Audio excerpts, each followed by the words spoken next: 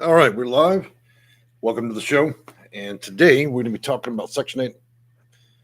Trying to get situated here. One of the first things we're going to do is talk about the future of Section 8. And I'm going to be going over some articles that I had been reading and some conversations I've had with several people that work in city government about the Section 8 program. So, as far as introductions go, my name is Jay. I am a Section 8 consultant, and I own Section8Consulting.com. I work with clients and landlords around the nation, have done so for many, many years. All right. Now, there's two particular topics I want to cover. First is going to be we talked a little bit back in 2021. I made several videos about universal vouchers. I want to touch that again and talk about the possibilities in the future of that, if it's going to be a good program and whether or not it'll roll out. Obviously, the pandemic changed the course of that action and also this presidency. And we're going to talk about another court case, a very important one that will likely determine the outcome of a lot of states and whether or not landlords can legally deny vouchers whatsoever. And that case is playing out in Iowa right now. So let's talk about the universal housing voucher a little bit. So Joe Biden had a housing policy agenda that was pretty ambitious, and it technically sounded pretty, politically feasible. But if it was implemented, it would definitely have changed a lot of lives because I think that the inclusion of funding would have allowed anybody that was low income to apply without all the crazy rules and restrictions. Because most of you know, as the system is right now, it's very convoluted. It's generation after generations of rules and policies and procedures that keep stacking. And with each new presidency, new rules are being built into it. So it's forever changing and it gets more and more complex as we go. So, they had some original modeling they did over there at Columbia University, and they determined that in some cases that it would actually be able to reduce a lot of child poverty, as many of you know. What I think is interesting in them bringing that up is a great deal of Section 8 clients are actually not young people with families. Actually, the larger majority is going to be people from 30 to 60 in their 60s, actually. Mostly retirement age. So I thought it was a bit interesting they were talking about that. So, when they were talking specifically about it, they're talking about housing an additional 11 million people. But as many of you know, back in 2000, we had an adequate level of public housing out there. And that included also private landlords. But as it stands currently, there's been a reduction of 20 to 30% every year since 2000. And so now we're woefully about 55,000 houses we're lacking thereof having that. So I think that getting vouchers, utilizing them, and finding landlords that want to accept them has become pretty perilous, And so I think that, the possibility of a future president rolling out the universal vouchers could potentially help, especially with the retirees, disabled. But I think the bigger issue the country faces is whether or not there's going to be enough homes. I mean, we can print vouchers all day, but it does not mean that anybody's going to get housing. There's a definite real shortage of it. And it's not just an effect that has this effect that's going on in the country since 2000. It's just not something that affects people that want Section 8 vouchers. It affects everybody because landlords at this point, they're only finding the most profit in building things that are too expensive for even normal working class people to afford. So you see where the market's going. Everything's very high priced, and so middle America and low income America is seeing a big change of being able to own homes and even afford rents. We talked about the 20 to 30% spike during the pandemic, where you've got a lot of people that are. I think that the lack of payment to landlords has caused the market to overheat. So you have landlords that weren't paid, and so what's happened is they've raised rents by 30%. And then you look at the millions of people that were evicted, and obviously millions more that used to own a home that lost those homes of being able to not afford those mortgages are now entering a system that was already strained. So I think that the universal vouchers may come out, but we've got to come up with a much more comprehensive plan rather than just printing vouchers. We've already seen the case what happens when we just print money to fix the country. Yes, it staves off immediate problems, but in the long term, I think that we have to come up with a different solution. It can't be project-based housing. We can't reverse the same course back to the 1980s again, or the 60s and 70s. So now I want to talk a little bit about the Iowa court case, and I'm going to make a very simple debate about this. So Iowa has the ability to just simply refuse you, period, with a Section 8 voucher, just flat out in your face. You don't have to accept it. So it's going to court, it's going to Supreme Court, and so, well, I shouldn't say Supreme, it's going to the U.S. Federal District Court in Iowa. And what they're trying to determine right now is whether or not a Section 8 voucher as a reasonable accommodation for a tenant's disability, if that can be denied. So that's an angle that's being played. If this were comprehensively to be overturned, then landlords could not deny vouchers. But here's the tricky part: not deny them based on accommodation or disability. But what is that? What happens to the rest? And how would you even determine whether or not that voucher would be for disabled or otherwise? And so I think that we're kind of waiting for the outcome of that, because if it were to be won and it gets up to the Supreme Court, then the likely outcome of this would be that landlords would not be able to deny any type of voucher for any reason, or it may be quite limited. So we'll have to see where that goes. I'm going to take on a few questions right now. I didn't want to get too deeply into both these topics. I know we've talked about them before, so I just want to kind of touch base and let y'all know what's going on with that. Good Redmond, good afternoon. How are you doing?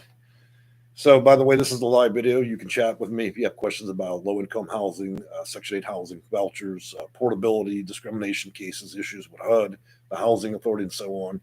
This is what the video is about.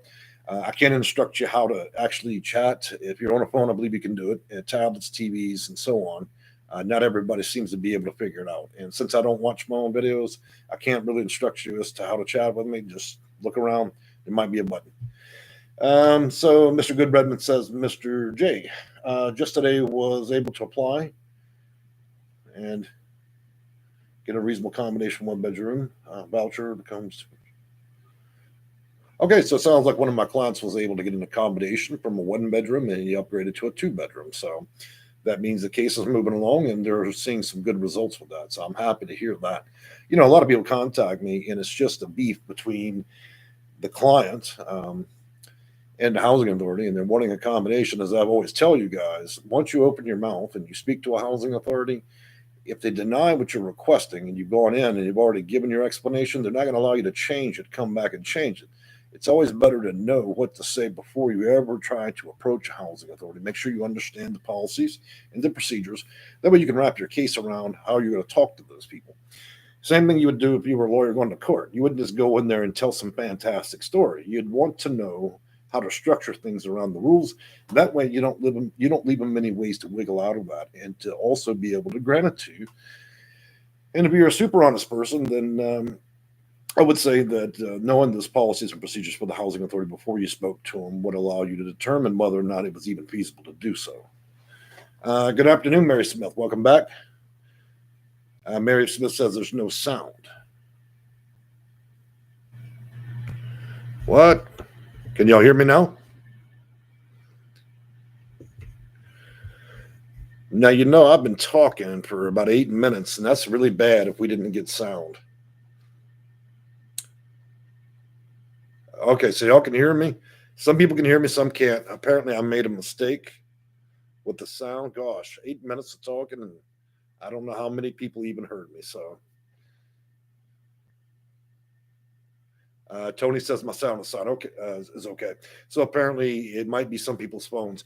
Look, guys, when you're on a phone, some of your devices have the ability to go up and down with sound. So I use a very expensive microphone, and it usually works well. I'm going to welcome New York Candy. Welcome back. And she says she does hear me, so that's good. Some hear me, some don't. So sometimes, you get a bad signal too. Some of you guys live out in the country, and if your signal stalls or you've got a low upload, download rate, the sound may be affected. So I apologize. Subliminal, I hear you. He says he hears me. And in New York Candy says technology needs to be better. Just saying. Cool. All right. So another thing I'd like to bring up, we looking at the universal housing voucher. Everybody wants to, obviously wants to know about this. It's been a big topic, and I don't think that's going to come. Okay, we spent a lot of money in this nation to keep it from the economy from collapsing. Let's think about this, guys. Since 2000, look at what this country has been through. Okay, we talk about a lot of times in history where a lot of things have happened. We faced 9/11, right? What was that, 2003? And it really messed things up for this nation. At one point, we didn't even fly a plane in the sky. It was so serious. And at that point, I think we all thought to ourselves, things were going to get pretty bad if there was a strike on this country. We leap from that, and then we watched the stock market crash in '08. Then we watched the banks start to collapse. Then we watched Fannie Mae and Fannie Mac almost bankrupt themselves. And we do bailouts. And we're printing trillions back then. I think that was during that particular administration. Followed by that, we had Hurricane Katrina. We devastated and flooded an entire international city, and we faced many other things. Now we got a 10-year break, a breather, and what happens? A pandemic comes to visit us. And this time, it's not a pandemic that visits one or two countries. It goes global, and it's affecting 100 million people. And it's had a very big impact on our nation for all of us. People that were working class people or have been zeroed out. They were middle class, working, making 90 a year, 90K or whatever. And they were zeroed out, put out their home, and pretty much now they're no class, no job. So we've been through a lot as a nation. And some people that are not accustomed to having to ask for help or utilize subsidy housing or Section 8. A lot of people are entering temporarily till they get back on their feet. That's what this stuff is for. There's no shame in that. People may not like that politically, but we do have that system for a reason. So I'd say, if you're struggling with housing and you're trying to get your life back together after going through 2019, 2020, we're going on 3 years with this pandemic. It doesn't seem to be going anywhere, does it? It's changed how we act, where we go. And you all have to admit, trying to buy anything these days is nutty. Everywhere I go, I can't find things that I used to be able to easily get. It's crazy. Even when I buy shirts now, sold out, can only get one. I buy 4 or 5 of anything that I buy. So it's like, wow, okay. We had a shortage of toilet paper. Nobody ever explained why that was. Just bringing up the trivialities of this. A lot of people lost their jobs, man, and the people that were on the edge, that was just enough. That was just enough to wreck them all. So a lot of people that were just paycheck to paycheck, so they lost their homes. And so the numbers on that is pretty phenomenal. I never did get a clear indication as the total number of people that lost their home, but I believe that it's somewhere between the 20 to 40 million mark. And there was around 5 to 10 million people that owned a home, couldn't pay that mortgage, and now they've lost everything, including what was in the home. So they went from medium high class to zeroed out, living in the car. At what point is it politically correct to actually accept help? You let your politics get in the way, and I'll tell you what you'll do is you'll camp under a bridge. A lot of people are older. They don't have families still around. So utilize things as needed. All right, so I'm going to take a look at a few more questions here. Mary Smith, it's working now. Great. Queen says, hello. Welcome to the channel, Queen. Mary Smith, thank you. It was me, Wacky Technology. Well, Mary, you spooked me in my own video. You made me think that nobody heard the first 8 minutes. In my candy, I'm here. I'm glad to hear there's a lot out there, but it's hard at times. It's extremely difficult right now.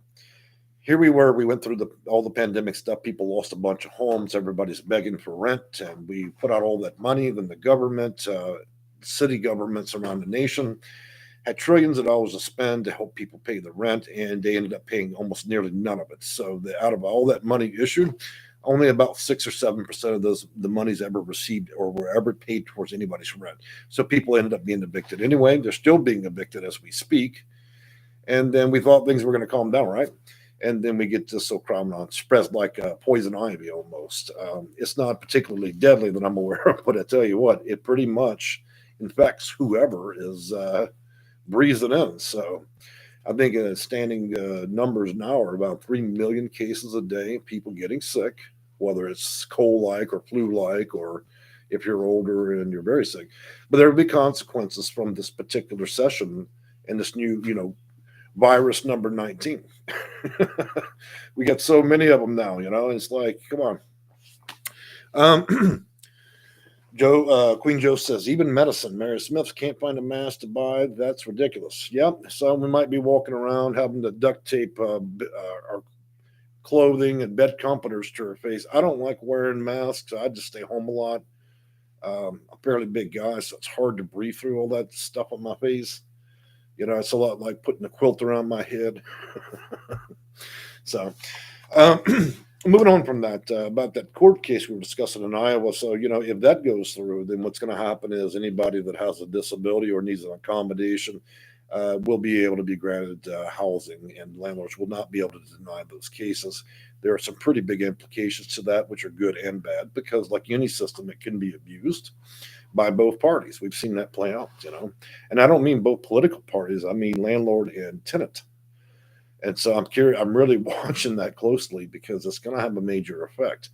I don't just do client work for people that are struggling to get the right answers to vouchers and get through the system and navigate it quickly. I also deal with a lot of landlords, and these are not just landlords that own one little property. Some of these properties are worth 10, 20, and $30 million, and the units in there can range anywhere from 50 to 500. So you're talking about multi-million-dollar properties, all with Section 8 clients moving in. And my job usually is to orchestrate the application of it to ensure that we're not accepting people that are a bad client, a bad Section 8 tenant that destroys one property. And what they do is they jump between landlords. So they kind of make a career of doing that. What I find imaginative about that is, why the hell would you wait so long to get a voucher? And then your first move is to destroy everything in a landlord's house. But I got to tell you, looking at these big apartment complexes where I review applications for landlords, that only plays out less than a half of a mind. I mean, 0.0003. Most people do not do that. And a lot of the reports of that I've seen on YouTube and so on are just fake. These are people walking into abandoned houses. They're running the videotape on YouTube as if they own that property and house. They videotape it. They fake it till you make it, and you guys gobble it up. A lot of that stuff is not real. Now, of course, there is absolute real cases, but just wanted to mention that anybody can walk into a destroyed home in Detroit and pretty much pretend that they're the landlord and that the video is about a tenant, and then it's absolutely not real. In fact, I know a very big real estate agent out there in the Detroit area, and I can tell you firsthand that is something that goes on. People will make money any way they can on YouTube. Beyond that, the pandemic's having its effect on things. And so one of the things on the same planet right now is what I suspected would happen. We're having a tremendous number of people that are running out of options. So we didn't get a tidal wave. What we got was a very consistent crowd of people going into the system. As it stands now, California is at the tipping point, in my opinion. Okay, this is my professional opinion. They're at the tipping point of not being able to have enough housing, specifically for those of you that are looking for subsidies and vouchers. It's pretty dire over there. I think you got a 30 million in the state, and you've got approximately, I think, 200,000 people that are seeking a voucher. And then to put that into perspective, 200,000 vouchers don't exist anywhere in the universe. That's just that state. A lot of you guys didn't think that Florida would be affected by that problem, but in fact, it's a very logical process that these big states are the first ones. Texas will be next, I assure you. Florida right now has become a very, very nasty market to be in. People have been going there to retire forever. We have a very young crowd in Florida, and so what we're seeing is too many people, the rents go up, and then nobody can afford to live in Florida. And I know personally, working cases and dealing with continuum of care, coordinated entry, CES, BOSS, and those type of vouchers, which are rapid rehousing, PSH. What I'm seeing play out in Florida is this: the market is becoming too hard, and there's not enough. So housing authorities are opening up for a day or two. They're only accepting a certain type of person, and then they give them a voucher, and they close quickly. They may give out 80 vouchers in a day. They open it like a flash sale. We've got vouchers, but only if you're disabled. Come and get them. First come, first serve, or lottery. You see, and so you're seeing that play out around the nation that housing authorities are no longer keeping their doors closed under mandate. They no longer keep their doors closed for long periods, but instead, every time they get a little stack of cash, they create a stack of vouchers, and then they start to give them out. But the money, however that money is allocated, so if that money was allocated, they get $1 million for domestic violence victims, then the only person that day, whether you know it or not, when you apply, only the people that got DV in their cases will likely be the ones selected for vouchers. And then, of course, those that have more and more preferences, so they're already a disabled client, but they have more preferences built into there, so they can pull from other resources. So they would likely be the ones that climb higher and higher on the list. And we already know the prerequisites for all vouchers that you must meet first and foremost is going to be the income. And a lot of you are surprised to learn that low income isn't sufficient. A lot of times they have three tiers of what they consider low income. There's low income, extreme low income, and then just busted broke. The extreme low income is a big factor in whether or not you get through that. Age plays a big part in this, being a veteran and so on. I've talked extensively about the different type of preferences that are utilized by housing authorities and the level of proof required. Some of these housing authorities have gone rogue. They want you to show that your Social Security payment is being mailed to that specific address where you're going to live, because we're always dancing around the concept that if you can't get a voucher in one county, then the wisest move would be approach all 35 counties in your state, start an application with all of them, and it's a game of bingo. Which one will say bingo, and then you raise your hand and go get it. And that's a simple idea of how that might work, but then you'd have to prove residency. So a lot of clever ways to do that, because they may require you be live in the area, as a preference, and so it'd be the living in the area, working in the area, retired in the area, or homeless in the area.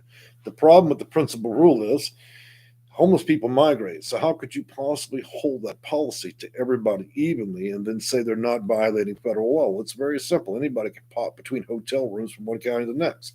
And then what evidence is there? So you see, the system is ripe with loopholes, though it treats people badly, and it's a very unfair system, in my opinion. There's definitely ways to navigate it. I made a career doing that. Every time I see a hole in the system, I add that as a new way to leverage it. Does that mean that we're talking about deception and lies and cheating and everything else, or breaking the law? No. It just means that I am watching very carefully how that law is structured, how this is supposed to be done correctly. Let me give you two great examples recently. I went to Ace Hardware the other day, and one of the clients had informed me that he used to be director of director of the Housing Authority in New York at a prior time period, okay?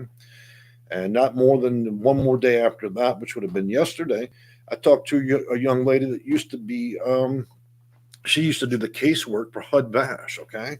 She would have been a person for you veterans that would have reviewed and determined your case. So, it's like I tell you guys, I have very close contacts with the very people, whether current or past, that do these jobs, okay? And I know the system very much intensely inside out, regardless of where you live. So yeah, there's always constant contact with these things. It's not just about having operational manuals. Let's talk about that real quick. So, what would qualify a person to truly understand the truth and the intent of how vouchers are issued? We talk about policy and procedure a lot. So where does that come from? Well, outside of a presidential mandate in the federal government, that stuff is usually subcontracted to organizations like NAN and McKay. Look it up. They write the policy, procedures, and operations manual, including data, for a lot of the big states. What they write in those books, along with some of the work being done by some students, probably at Columbia University, Harvard, and so on, they underwrite a lot of that stuff. It goes to Nan and McKay, they clean it up, and then it becomes reality for most of you. So, all that stuff can be purchased, believe it or not. You can take the classes and so on. You can become a housing authority specialist. It doesn't mean that you're going to be, it doesn't mean you're going to know what I know, but it means to a certain degree that you'll definitely be well informed, okay? That's a big difference between getting on YouTube and talking to somebody and they're saying, well, there's just 3 tips and tricks. You hop in your Lincoln, you drive to the housing authority, You talk pretty to them. You put your name and your phone number. And if you follow all my directions, pop a bubble with your bubble gum, and then you'll get a voucher. They've got other consultants that suggest that you bring pizzas to the housing authority. Okay, so you see that we have YouTube's full of, is loaded with party clowns and rodeo clowns just talking absolute bullshit. They've never read anything. Their interest is to earn pennies and nickels off of ads and this ridiculous YouTube. Look, if you're not out here talking, if you're not out here talking about reality and what these real policies, procedures do mean, how they affect you, and how you can benefit from it. The goal is not really to cheat the system, it's to understand it, to utilize it. Look, guys, if you go in and your only point of contact is for you to talk directly with a housing authority employee that's been employed for 30 days, that's barely read their own operational manual, then you're begging that person to teach you something when they don't have time to do it. The best way to arm yourself with a weapon to be able to utilize the system and use it correctly, verbatim, federal code, federal law, and so on, so you have a solid case is to get your hands on that information to be able to utilize and understand it. Otherwise, you're just going to be declined. And if your whole case is wrapped around a little bit of Google searching, and depending on some 23-year-old that has a part-time job at the housing authority to educate and inform you, man, you're in a bad situation. That's the thing. Before you approach these people, you really want to know. And I know you guys are trying hard. Google is a perilous place. It's great for lots of information, okay? But let's admit this. It's not good for Section 8. The information, as I've told you guys for a long time, what you see on Google is old articles written by, writers that work for news agencies. They spend a half hour, they do their own Google search, they boil it all together, and it's just a bunch of nonsense. Usually 3 or 4 lines, do this, do that, and you read the same thing over and over. They just keep remixing it, and none of it means anything. It doesn't actually do anything for you. So I do get worried about you guys because a lot of that stuff, it doesn't actually achieve anything. And then when you read it, you're running in circles with this stuff. So yeah, I'm some concern. So I'm going to take on a few comments here.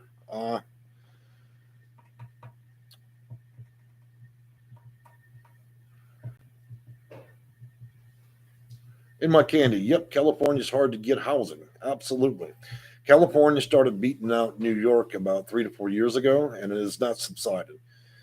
And right now, I think the next big play is going to be out there, probably in Florida, and I'm pretty sure Texas will be the next up. Mary Smith says, yep, Queen Joe has got pizza and crying and laughing. Anyways, got a smiley. Violent or you violent? I like that. So that's the interesting name of the day. Violent or you? You are. Violent you are. I'm sorry. So I always award the most interesting name of the day in my live chat, and I think that's going to go to Violent. Mayor Smith says, anyways, and another pizza slice.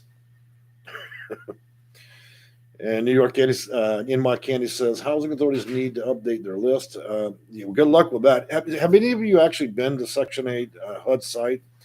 Look, this dilapidated thing hasn't been updated, and they probably got a 16-year-old doing it social media. It's the saddest thing I've ever seen. They've got hundreds of pages, links everywhere. The shit don't even make any sense, and half of it was published 10 years ago. I had a lady, she hired me to do consulting work for her to help her with a case. First thing she did was caught an attitude when I disagreed with what it said on that site. Well, that's the government, and what they say goes. Well, it's that kind of thinking, honey buns, that'll keep you under a bridge. And she's tried to tell her, I said, go look at those dates on there.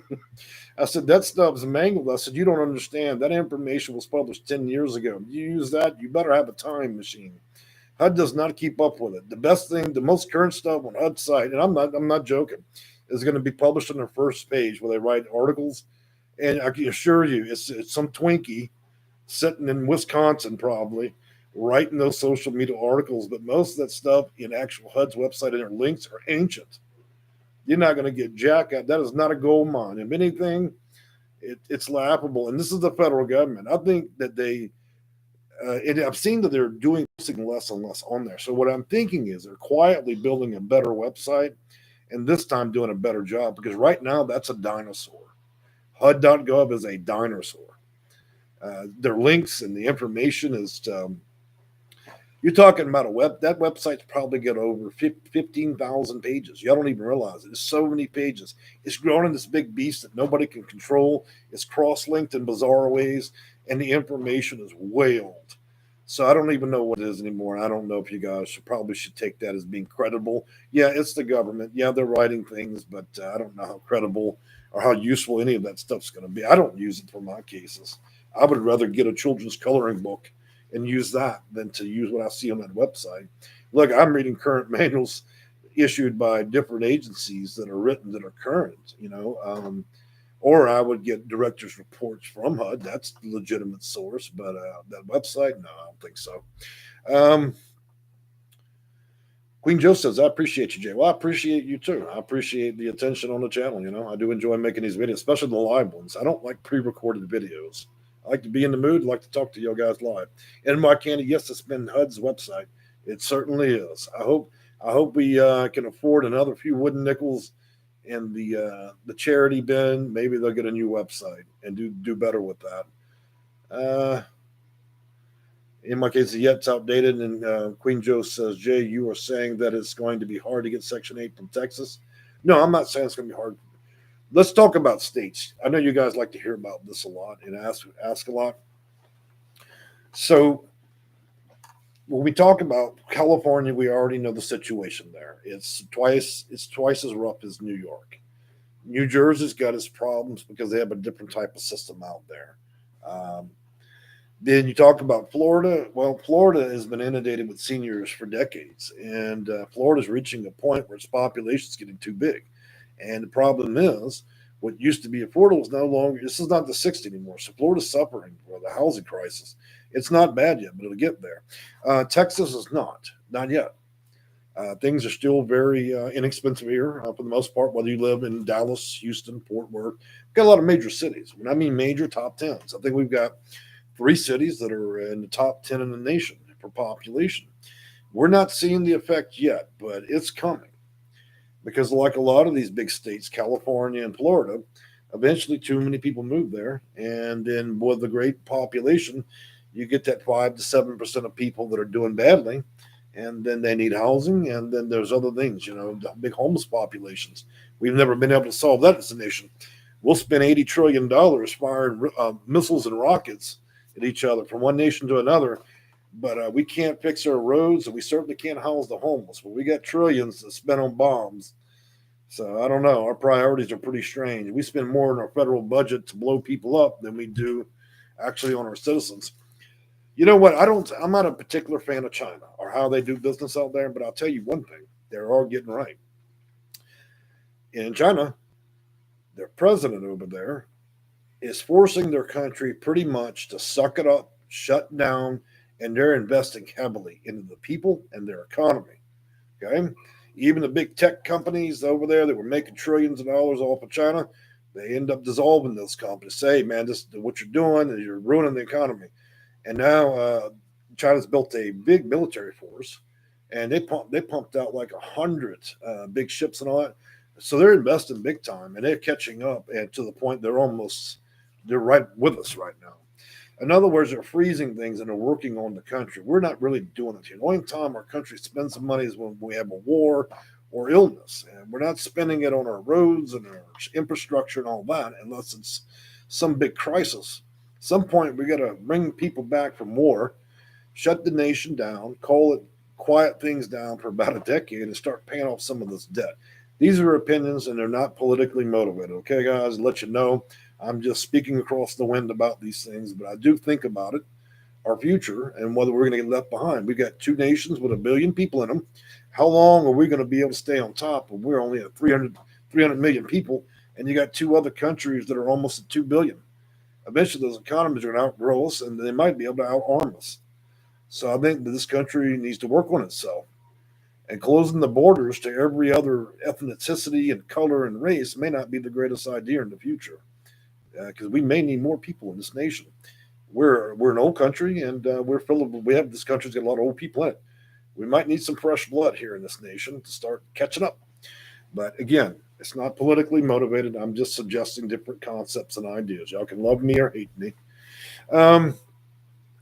So moving on down, I'm going to answer a few questions in the live chat. Cheryl Waterford, Texas legislature passed a law that allows property owners to discriminate against source of income and housing vouchers, including disabled voucher holders. A few Tarrant County landlords accept vouchers. I'm not familiar with such a law that is out there, and I deal extensively with just about every part of Texas. I'm not aware of anybody that is unable to use a voucher out here either. I'll look into that, but as far as I know, and I've got hundreds of clients, that has not, I don't know what they passed, but it's certainly not affected anything. Look, guys, let me say this about vouchers, landlords, and the law. If people don't want people to move into their property, they'll find a way anyways. We didn't need a law for that, okay? If a landlord don't want somebody there, whether market rate or with a voucher, nothing's really changed. All we have extra now is just a new law. Okay. Would you really want to live somewhere where somebody didn't want you anyways? Would you really want to push that envelope? So I'm not worried about what Texas legislator does and what kind of laws they write and whether or not they're crazy or not. I think what I'm concerned mostly about is that we uh, try to work on getting people housing and not worrying so much about that stuff because it's really irrelevant. People that truly want to not do something for other people will truly do it. That's just how the world works. And most of us are, they're old enough to know that, the things that are going to happen are just going to happen. And hopefully it'll improve over time. So no offense. In my candy, if you have a voucher, it's hard to find an apartment if they don't accept Section 8. Well, I think part of the problem with the housing search is a lot of you guys don't have the proper resources to look in the right places. A lot of you are going to silly places like Zillow and all that. There are a number of websites that are federal subcontractors that list all known properties that participate in the program. A lot of you guys are wandering around the old halls of Craigslist, where everybody's scamming, or you're on other websites, and that's just not a very good way to do it. So I'm concerned that a lot of you are not doing your housing search correctly. If you're accepting a list from the housing authority, good luck with that. Because let me tell you something, that list of the housing authority locally for your town, the one they have, after they cherry pick all the nice, good clients with good credit scores and great jobs, they issue the list and then you could pull from the scraps. Okay. I'm not suggesting human life is scraps, but I think you understand what's happening. I don't ever recommend clients use whatever the housing. Let me give you a great example. I have a landlord out in California, Riverside. Okay. 200 units. He said, "Hey, let's take the recommendations for the housing authority. Okay, let's take the recommended list they're given." We did that, and when it quickly became apparent that every single client that applied based on what they were referring to there, not ones we're screening and advertising or so, every single one of those clients had serious criminal infractions and other issues. By the way, if y'all look carefully, they're spooky. That is my most elusive cat. You make a noise, he's like popcorn, he's gone. So that's a rare sighting. It's almost like watching for a rare bird. Most of you been watching videos know you always go, what are these other cats? Well, there's one of them. And we call him Snow Bear. And he comes out rarely. He mostly does his own thing. Now I'm back on topic for the video. He might actually, is that the right one? Yep, that is Snow Bear. Man, let me tell you, he won't come out if the light flickers.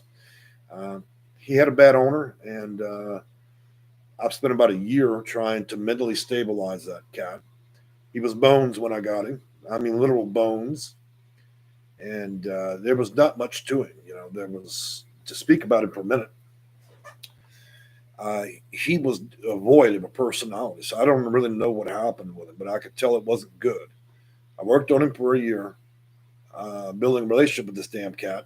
And he's a good cat. Now I can get within 2 feet of him.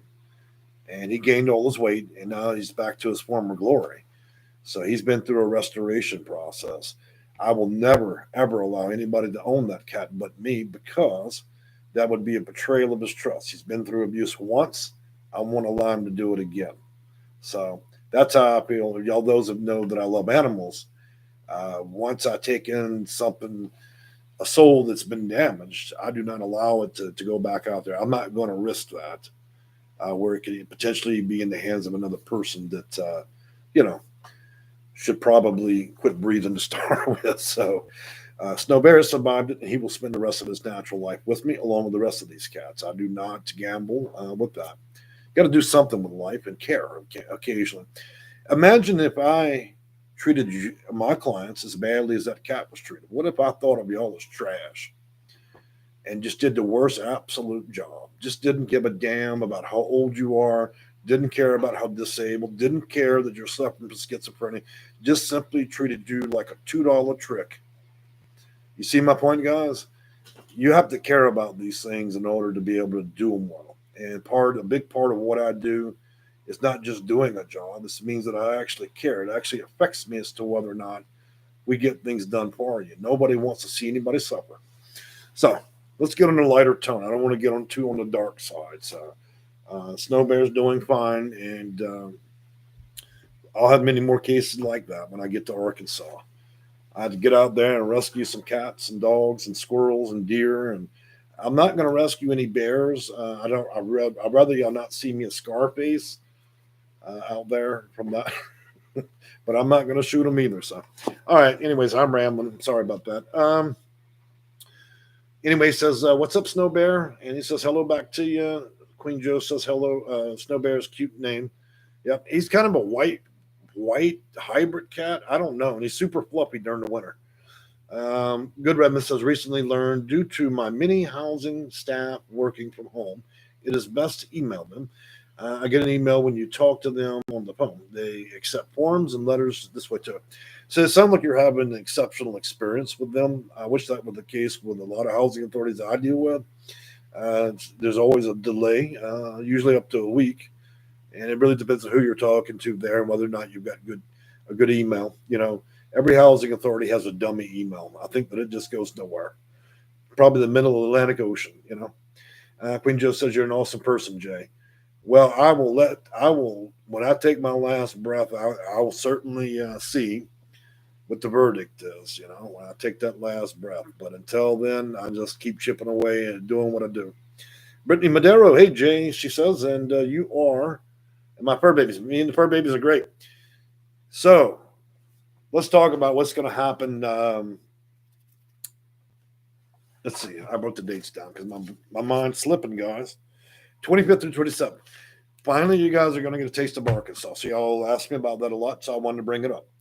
25th, 26th, 27th of this month, I'm going to be going down to Arkansas. As y'all remember, I bought two things in that state, and I bought it exceptionally at low cost.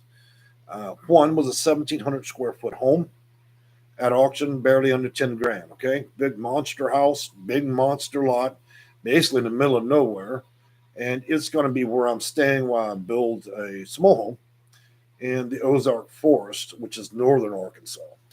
And then I'm going to be driving from there after I figure out how bad this house looks and is. Now, the Google photo that was given was from 2008, so I don't even know what condition. I got birds living in the house. There could be no floor. The house might even be gone. I don't know. So we'll find out. So I got to go check that out, change the lock, see what windows are missing, and see if the house actually exists. And then I'm going to drive up to the Ozarks to see the forest I bought. Just the forest. You get a good deal on big pieces of land, anywhere from $500 to several $1,000s, and you can own a large chunk of a forest in Arkansas. The one thing you guys don't realize is the state of Arkansas, the economy is not so great. People don't make a great deal of money, and homes and property are exceptionally cheap. You can buy 5 acres out there just for a few grand. I mean, it doesn't take much. Now, could you do that in Mississippi and Alabama? Kinda. Florida, never. Louisiana, never. Texas, forget about it.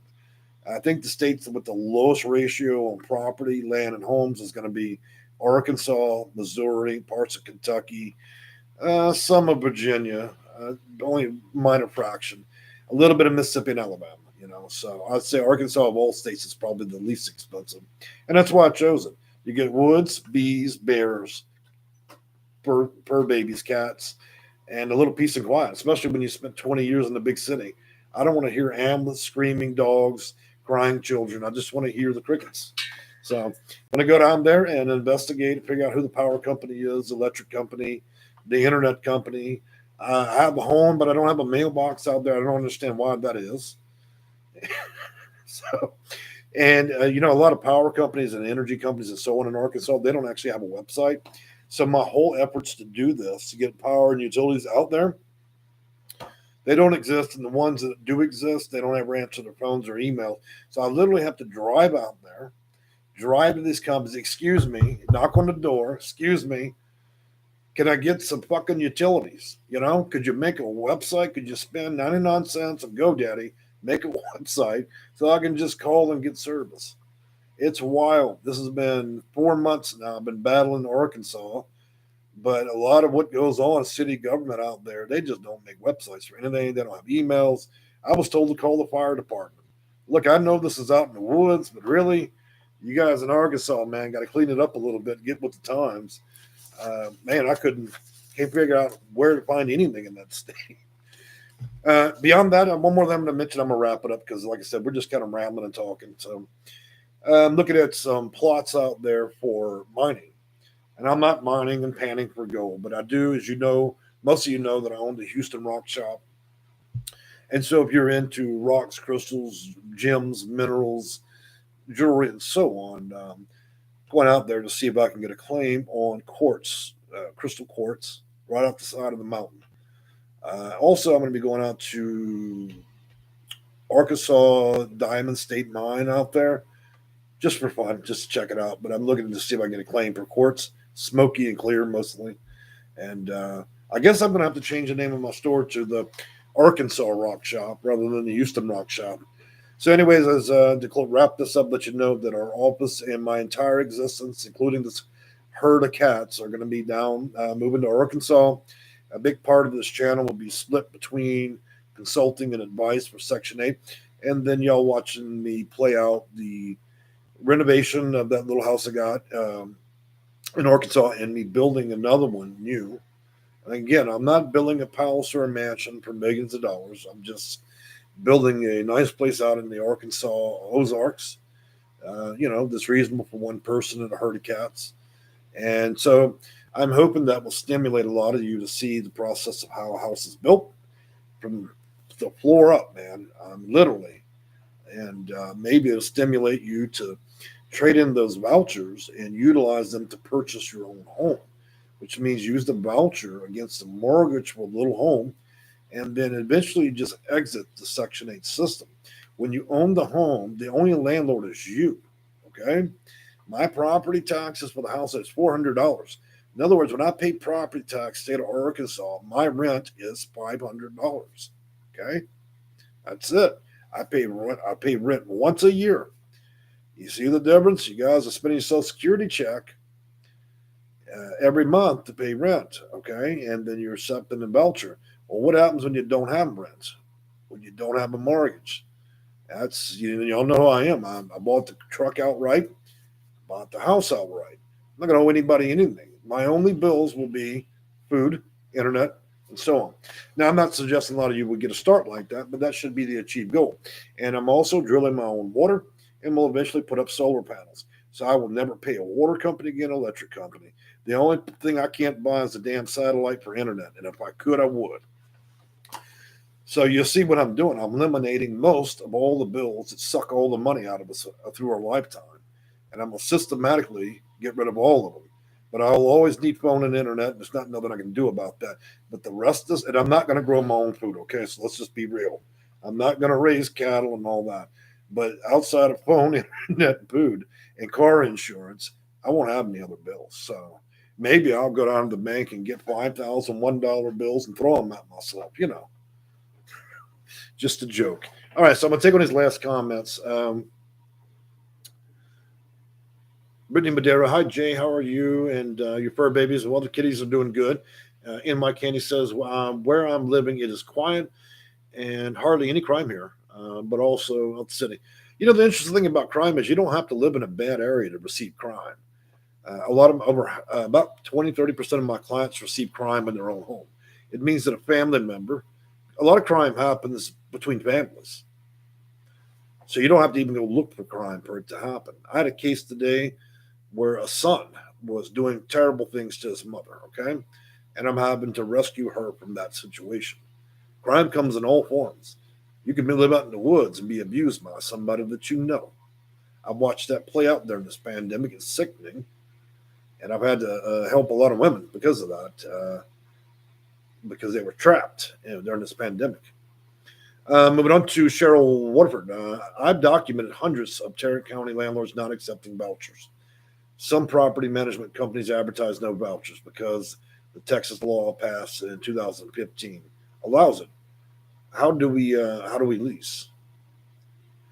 Cheryl, I would suggest that you email me. I'm not going to go into a 40-minute explanation for that. It's just not the kind of thing I'm going to do in this video. I understand you want an answer to that, but this is not the best place for it. Because I'd stop the video and just talk to you, and I'm not going to do that. Mary Smith, Cool Rock Hunter. That's one, yep. So y'all going to be selling those rocks and gems, and I sell them cheap. So I'm going to try to get the really big ones. So if I do get that mining claim, it's going to be interesting because you know what I'm going to do.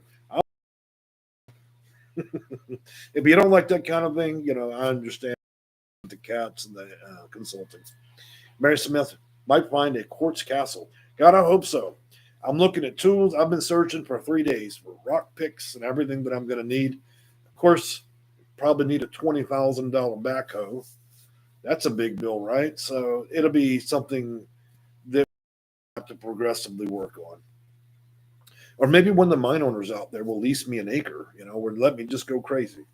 Who knows? We'll find out. I'm going to visit all the owners of the mines out there and see what can be negotiated.